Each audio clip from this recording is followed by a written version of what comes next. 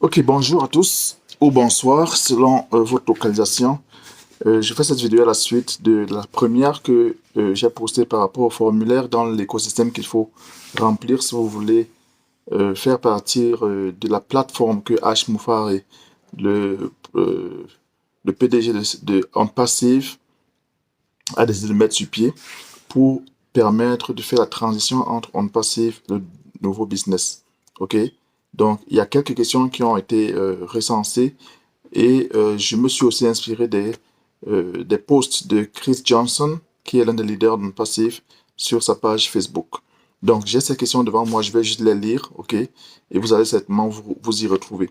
Déjà, il reste 5 jours, 4-5 jours, afin que le temps qui nous est imparti pour pouvoir soumettre ce formulaire, parce qu'après ça, il n'y aura plus de possibilité.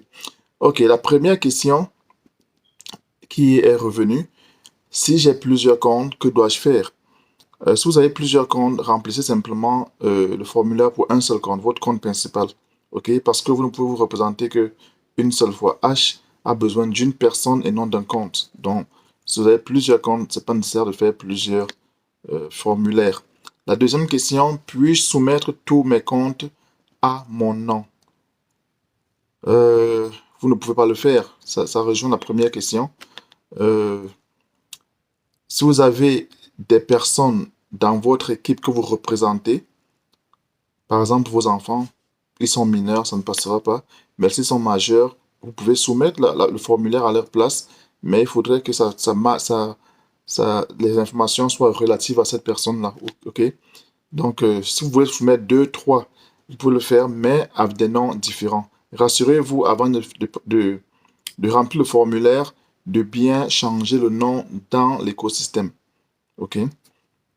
Troisième question, mes enfants ont moins de 18 ans, peuvent-ils faire la demande? Ça dépend des pays. Les pays, l'âge de la majorité est différent dans certains pays. Il faut en tenir compte. Que se passe-t-il si j'ai perdu mon email et mon mot de passe?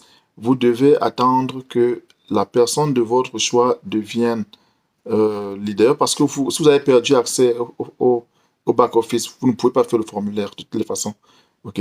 Si vous pouvez tout faire pour retrouver vos informations, tant mieux. Sinon, vous ne pouvez pas remplir le formulaire. Il faudra attendre qu'une personne de votre réseau puisse être retenue et à travers cette personne, vous pourrez tout joindre la prochaine compagnie. Donc, tout le monde doit faire le KYC, bien entendu. Vais-je perdre tous mes comptes supplémentaires que j'avais achetés? Non, les comptes vont rester, mais vous allez vous référer à la première question. C'est une question assez ambiguë, on pourra y revenir la prochaine fois.